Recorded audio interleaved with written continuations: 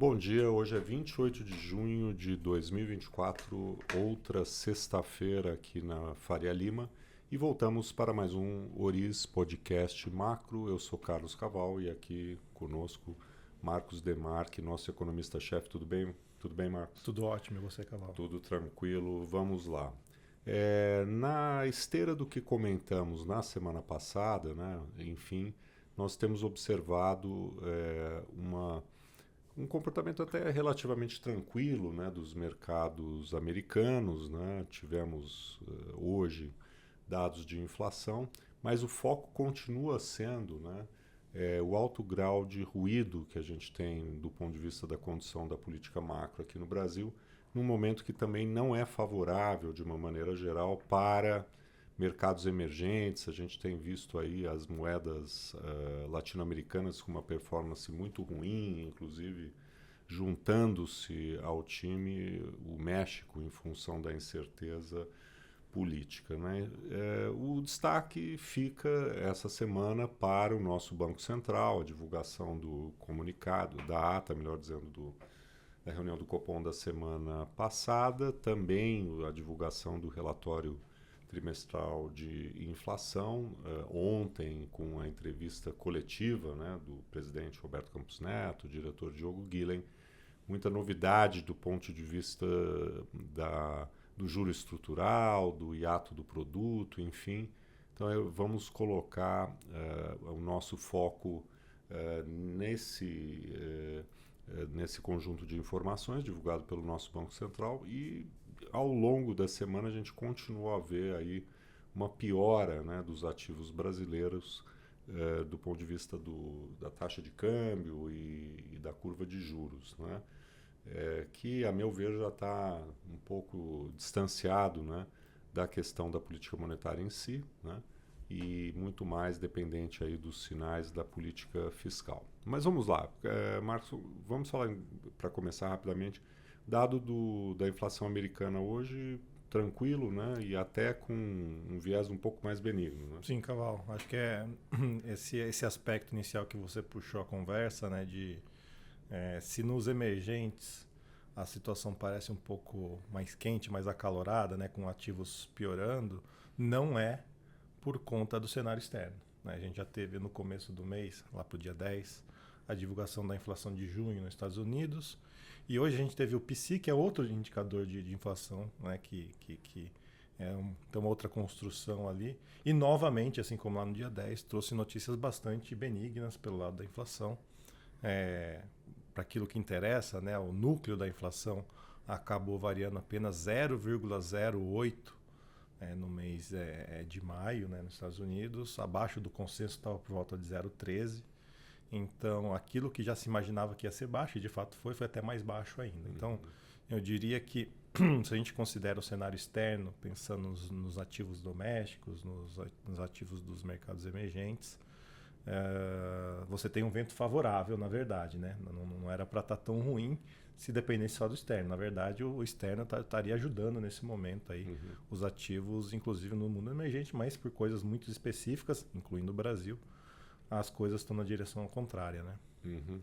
Exato. E do ponto de vista, então, do Brasil, como tínhamos chamado a atenção, o comunicado do Copom, ele foi visto, né, até num comentário do próprio ministro da Fazenda, Fernando Haddad, como bastante aderente, né, a ata muito aderente ao comunicado, né, foi ali indicado, né, já antecipando, né, o que apareceria em mais detalhe no RTI, a elevação do juro neutro, né, e também uma revisão do hiato do produto, né? Como que ficou, então, como que ficaram esses dois pontos aí em termos da divulgação do BC? Eu acho interessante que quando o BC trouxe esse assunto, né, ele até fez questão de não falar a palavra revisão, né, atualização, né, porque no final das contas os modelos que eles usam não tiveram nenhuma grande modificação, foi uma atualização dos dados e tal. E como você disse, né, antes mesmo do próprio relatório trimestral de inflação, que contém detalhes econométricos, detalhes estatísticos mais aprofundados, né? Na ata já tinha aparecido, né, que o comitê, né, o colegiado do Banco Central, subiu naquilo que eles julgam ali, o que é o juro de equilíbrio da economia brasileira, de 4,5 para 4,75. Então, uma revisão bastante marginal. E eu aqui só abri um parênteses, né, é bastante em linha com o que a gente viu, por exemplo, nos Estados Unidos, né, nas últimas 2 ou 3 reuniões de política monetária do Banco Central norte-americano, eles também revisaram na mesma magnitude o juro de equilíbrio que eles pensam para a economia americana, né, subiu em 0,25 também. Então eu diria que esse movimento que a gente viu no Brasil é muito alinhado com o que a gente está vendo na maior parte do mundo. E talvez não capture coisas ainda que estão acontecendo de maneira doméstica aqui, que acabam impactando estruturalmente toda a nossa curva. Né? Perfeito. Quer dizer, se o nosso juro neutro tem como referência, né, como piso, o juro neutro global, né, no caso, o mais importante é o juro americano, o fato da gente ter feito essa elevação na exata medida, né, do juro global indica que provavelmente tem mais para ele subir à frente, né? Muita gente já fala numa taxa mais próxima de 5%, né? E nesse sentido, o 4,75 ficou, vamos dizer, ficou barato. Né? Inclusive os modelos que o Banco Central apresentou no documento, né, do relatório trimestral de inflação mostram que eles estão mais perto de 5, né? Quando ele roda vários modelos econométricos, que o juro de equilíbrio estaria mais perto dos 5, mas o Banco Central preferiu subir de 4,5 para 4,75 nesse momento. E eu chamaria também atenção pela questão da revisão do hiato, né, daquilo que o economista chama hiato do produto, que nada mais que é o grau de ociosidade que a economia tem no momento e que, no final das contas, quanto mais ociosidade, maior espaço para a inflação cair. O que a gente vê no momento, pela própria divulgação do Banco Central brasileiro, é que não existe hiato, né, Caval? Assim, o espaço para a gente crescer, para a economia crescer acima do seu potencial sem gerar inflação, já inexiste, né? E aí eu remeto, inclusive recomendando a leitura da entrevista feita ontem, né, no Valor Econômico, pelo ex-diretor do BC, Thiago Berriel, chamando muita atenção sobre esse ponto. Inclusive ele deu a entrevista antes, né, da divulgação do RTI, enfim, do box mais detalhado a esse respeito. Mas ele chama atenção para o fato de que essa ociosidade, o hiato do produto, ele vem, né, se fechando no Brasil a despeito dos juros reais em terreno contracionista. Né? E a hipótese que ele lança a esse respeito é exatamente o fato de que a gente tem uma força contrária, né, vinda da política fiscal.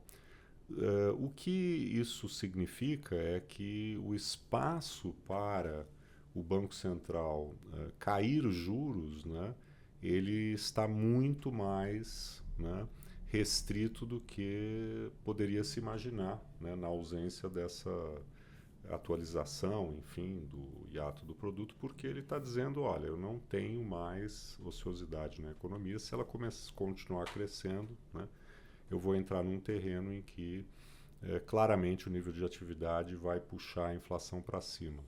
E isso poderia, inclusive, mudar, né, o balanço de riscos do Banco Central, que continua equilibrado, né, mas já com uma minoria dentro do comitê julgando que há um viés de alta nesse balanço de riscos. Ou seja, jogaria já, né, o viés da política monetária para uma alta de juros e não para uma queda da taxa de juros. Perguntado a esse respeito, né, o presidente do Banco Central, aí numa entrevista hoje, também ele falou bastante sobre isso na coletiva à imprensa ontem, chamou a atenção que não é o cenário base do BC, né, hoje subir juros, né, que dentro daquele cenário alternativo já se contempla, né, uma contração monetária suficiente, né, para que a inflação convirja, né, a meta nos termos do cenário alternativo que o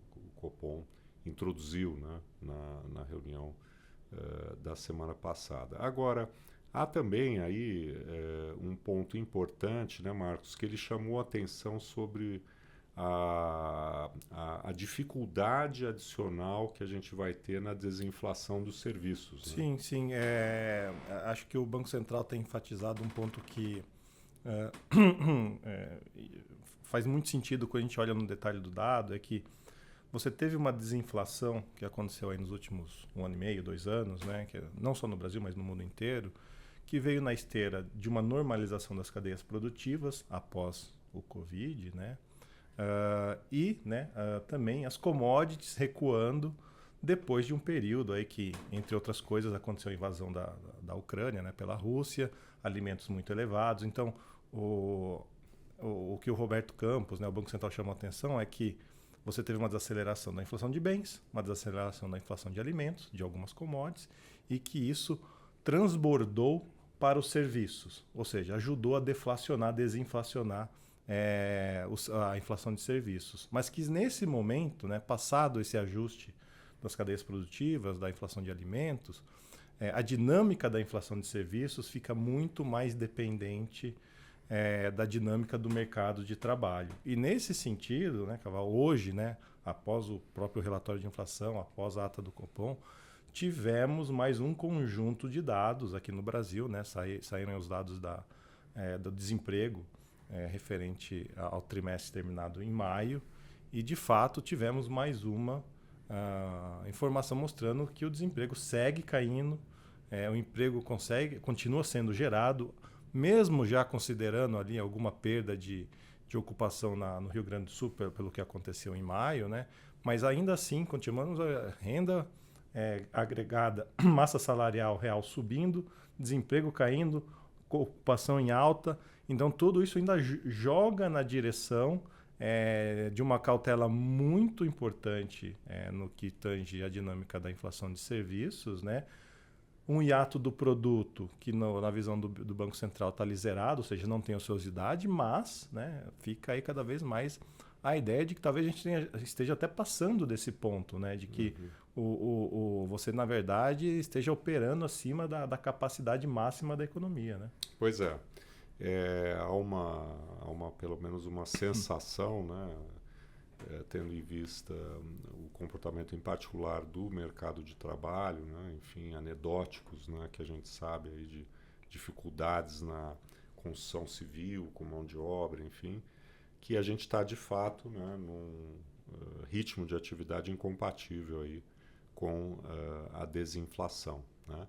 Então, de um jeito ou de outro, né, aquilo que o mercado já começou a precificar de alguma maneira, né, que são várias altas de juros ao longo da curva, embora não sejam, né, o cenário base do Banco Central, mostram que o viés hoje é muito menos na direção, né, de retomar os cortes da Selic no curto prazo, e sim, eventualmente até por uma possível necessidade de elevação da taxa Selic, né? E a taxa de câmbio, né, em função aí desses últimos eventos, tanto globais quanto do ponto de vista da incerteza fiscal aqui no Brasil, ela claramente não está ajudando, e na medida em que a pesquisa Focus for incorporando, né, essa previsão de um câmbio, eventualmente um câmbio médio mais alto, certamente isso não vai ajudar aí no processo de reancoragem aí das expectativas tão, né, importante aí do ponto de vista da estratégia do Banco Central.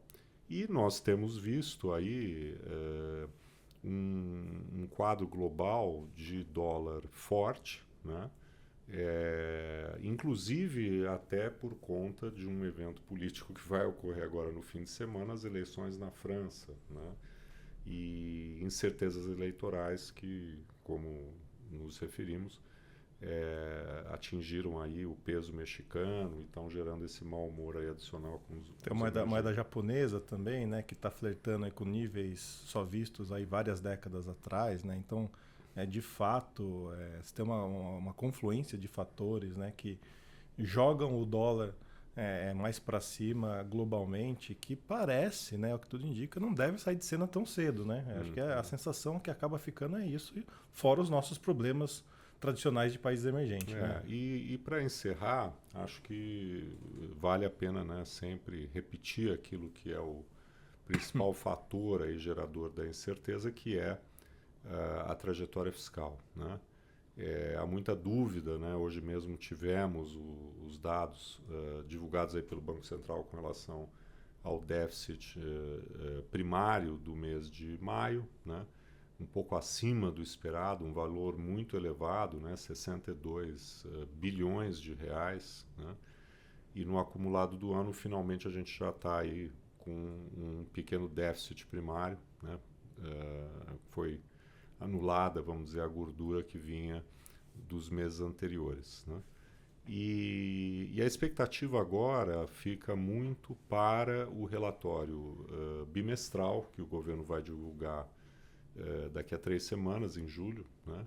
Onde o grande ponto é qual vai ser a necessidade do contingenciamento, né, do bloqueio de gastos para que se cumpra, né, a meta de despesa prevista no arcabouço fiscal, a própria meta estabelecida para o ano. E aí acho que é importante chamar a atenção para aquilo que muita gente está olhando há algum tempo, que é o buraco na estimativa das despesas da Previdência Social, né? Acho que nessa altura do campeonato está muito claro que as despesas estimadas pelo governo aí que vai acontecer na Previdência no ano estão subestimadas, né? A gente aqui tentando fazer um cálculo, né, um intervalo para o tamanho desse buraco, a gente acha alguma coisa entre 15 e 25 bilhões de reais. Então, o governo em algum momento vai ter que reconhecer, né, e que tipo de...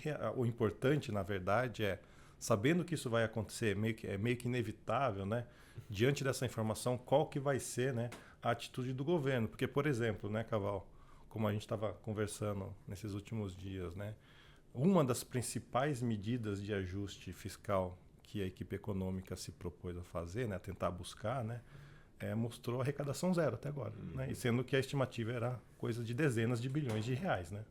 Que era, nos termos aí noticiado aí pela imprensa, a previsão de cerca de 55 bilhões de reais que seria obtida esse ano mediante acordos, né, entre a Receita Federal e contribuintes, né, que fossem condenados, né, no CARF, inclusive agora pela volta do voto de qualidade, de desempate, né, que a Receita tem.